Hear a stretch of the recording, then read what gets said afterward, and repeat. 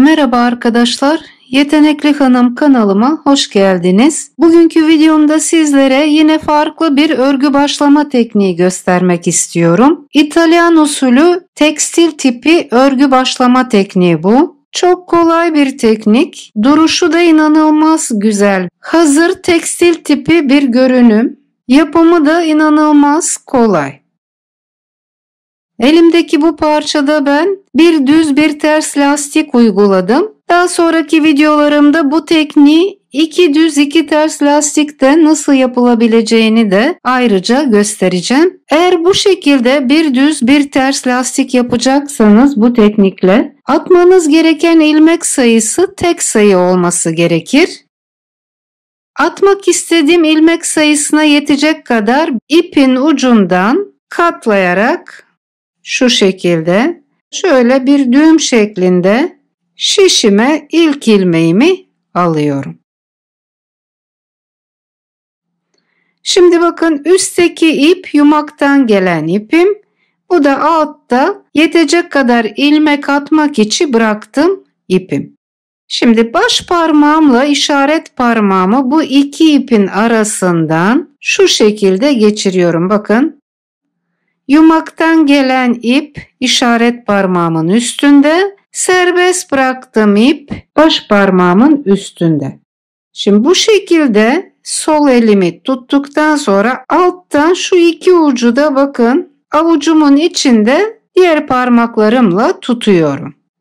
Şekil bu. Şimdi ilmek almaya başlıyoruz. İlk ilmeğimi almak için bakın şişimi baş parmağımdaki ipimin altından geçirdim ve işaret parmağımdaki ipi şişimle tutarak bir ilmek aldım.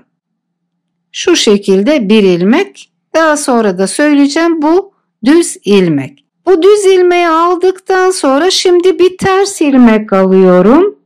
Ters ilmek için şişimi İşaret parmağımdaki ipin altından geçiriyorum ve baş parmağımdaki ipi alarak bir ilmek alıyorum. Bakın bu ters ilmek.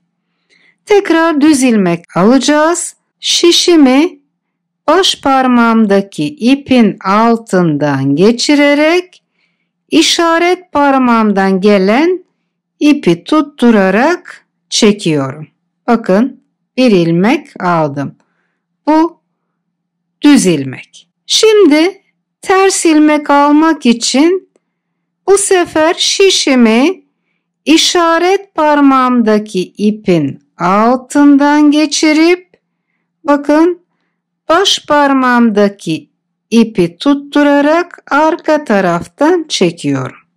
Tekrar düz ilmek alıyorum. Baş parmağımdaki ipin altından geçerek işaret parmağımdaki ip bakın şişin altında. Şişimi şu şekilde tutturarak bakın buradaki ipi baş parmağımdaki ipin altından çekiyorum. Bir düz ilmek aldım. Ters ilmek almak için bu sefer şişimi işaret parmağımdaki ipin altından geçiriyorum. Baş parmağımdaki ipi şişi üstten tutarak geriye doğru çektiriyorum. Bir ters ilmek aldım. Bir daha gösteriyorum. Sırada düz ilmek var. Düz ilmek almak için baş parmağımdaki ipin altından şişimi geçirdim. İşaret parmağımdaki ip şişimin altında. Bu ipi tutarak baş parmağımdaki ipin altından öne doğru çektim. İnceleyelim. Şu şekilde olduğu zaman ip, yani burada düz bir ilmek olduğu zaman sıradaki ilmeğimi işaret parmağımdan gelen ipin altından alıyorum. Bakın şişim ipin altından geliyor. Baş parmağımdaki ipin üstünden çektirdim. Ters bir ilmek aldık. Şimdi eğer ki bakın ipim, işaret parmağımdaki ipim şişteki ilmeğin üstünden geliyorsa o zaman almamız gereken ilmek baş parmağımdaki ipin altından olmalı. Bakın şu şekilde şişimi geçirdim, işaret parmağımdaki ipi tutup öne doğru çektim. Bu bir düz ilmek. En son aldığım ilmek şişte bu şekilde ise, yani düz ilmek ise, o zaman sıradaki ilmeğimi işaret parmağımdaki ipimin altından alıyorum. Bakın şişimi ipin altından geçirerek baş parmağımdaki ipi tutturdum ve arka taraftan çektim. Bir ters ilmek aldım. İlmeğin ters olduğunu şu işaret parmağımdaki ipten anlıyoruz. İp ilmeğin üstünden geliyor. Bakın. Şimdi düz ilmek alıyoruz. Baş parmağımdaki ipin altından şişi geçirdim. Şişim işaret parmağımdaki ipin üstünde.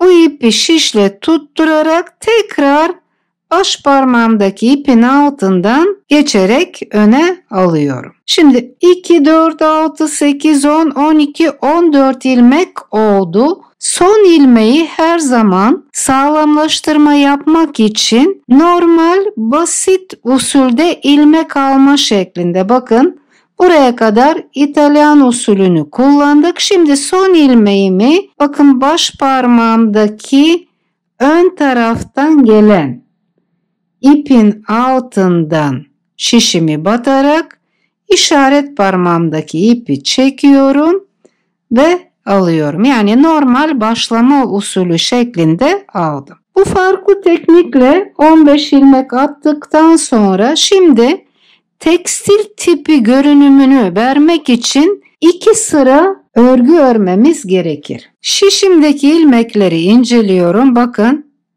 kenar ilmeğim, sıradaki ilmeğim ters, düz, ters, düz, ters şeklinde devam ediyor. Şimdi biz teknikte düz ilmekleri düz örüyoruz, ters ilmekleri örmeden alıyoruz. Kenar ilmeğimi örmeden aldım. Şimdi sıradaki ilmeğim bakın ters, ip üstten geliyor. Bu ilmeğimi ipimi öne alarak örmeden sağ şişime aktardım. İpi arkaya aldım. Bir sonraki ilmeğim düz ilmek. Bakın bu şekilde geliyor. Alttan düz olarak gelen ilmeğim var. Bu ilmeği arka ipinin içinden düz örüyorum. Bakın battım. Arka ipinin içinden düz ördüm. İpi öne aldım. Sıradaki ilmeğim ters. Bu ilmeği örmeden sağ şişime aktardım. İpi tekrar arkaya alarak bakın bu şekilde gelen ilmeğim düz ilmek. Bu ilmeği ilk sırada arka ipinin içinden düz örüyorum. Sıradaki ilmeğim ters. Bakın şöyle açtırdığım zaman belli. İlmeğin alt kısmında çapraz ip gelen ters ilmeğim, alttan düz iple başlayan ilmeğim düz ilmeğim. Şimdi ters ilmeğimi örmeden almak için ipimi öne alıyorum. Ters ilmeğimi örmeden sağ şişime aktardım. Sıradaki ilmeğim bakın düz. İpi arkaya alarak bu düz ilmeği arka ipinin içinden düz örüyorum. Tekrar ipi öne aldım. Sıradaki ilmeğim altta çapraz ilmeği olan ters ilmeğim. Bunu örmeden şişime aktardım. İp arkada. Bu şekilde gelen ilmeğim düz ilmek. Bunu arka ipinin içinden düz ördüm. Sıradaki ilmeğim ters, ip önde. İlmeği örmeden alıyorum. Bir sonraki ilmeğim bakın düz ilmek. İpi arkaya alarak bu düz ilmeği arka ipinin içinden örerek, düz örerek aldım. Yine bakın bir ters ilmeğim var. İp önde, ilmeği örmeden alıyorum. Sıradaki ilmeğim düz, ipi arkaya alıyorum ve bu düz ilmeği arka ipinin içinden düz örüyorum. Bir sonraki ilmeğim ters, ipi öne aldım. Ters ilmeğimi örmeden aldım ve kenar bir ilmeğimi ters örerek sıramı bitirdim. Yani ben ilmekleri attıktan sonraki ilk sırada kenar ilmeği örmedim. Ters ilmekleri örmeden aldım. İp önde. Düz ilmekleri arka iplerin içinden ördüm. Döndüm. Tekniğin ikinci sırasındayım. Bu sırada ilmekleri yine aynı şekilde tersi örmeden alıyorum. İp önde. Düzleri düz örüyorum. Ancak artık düzleri normal olarak örüyorum. Yani öndeki iplerinin içinden bakın kenar ilmeğimi örmeden aldım.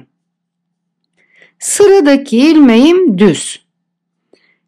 Düz ilmeğimi normal düz örüyorum. Arka ipinin içinden değil, bakın ön ipinin içinden örüyorum ki alttan gelen düz görünüm bozulmasın.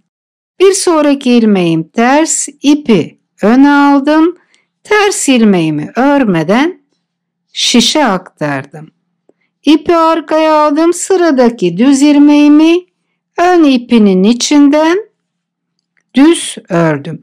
Bakın burada yine arka ipin içinden örerseniz burada bir çaprazlık oluşur. Bunu engellemek için ilk sırada arka iplerin içinden düzleri örüyoruz.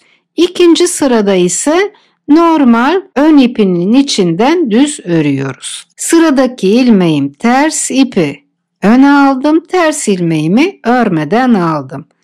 İp arkada, bir sonraki ilmeğim düz. Bakın öndeki ipinin içinden normal düz ördüm. İpi öne aldım. Ters ilmeğimi örmeden aldım. İpi arkaya aldım. Düz ilmeğimi öndeki ipinden normal düz ördüm.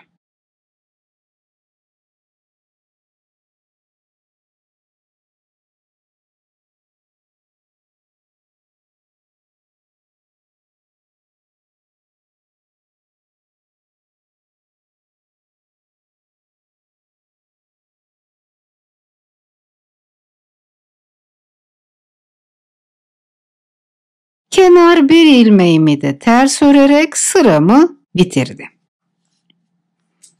Tekniğim hazır, bakın. Düz ilmeklerim alttan her iki tarafa düz geliyor. Artık bundan sonra bir düz bir ters lastiği uyguluyorum. Şimdi bir sırada lastiği uygulayalım. Bundan sonra kenar ilmeği örmeden alıyorum. Gelişine göre tersi ters,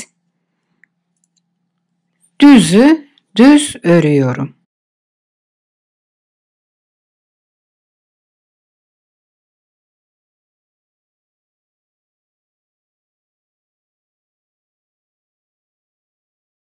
Bir sırada bir düz bir ters lastik ördüm.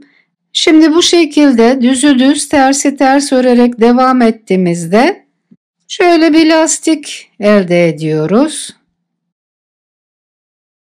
Evet arkadaşlar, bugünkü videom bu kadar. Umarım videomu ve İtalyan usulü tekstil tipi lastik başlama tekniğimi beğenmişsinizdir. Eğer videomu beğendiyseniz kanalıma abone olmayı, yorum yazmayı, bildirimleri açmayı ve videolarımı paylaşmayı unutmayınız. Beni izlediğiniz için hepinize teşekkür ederim. İyi günler, sağlıcakla kalın.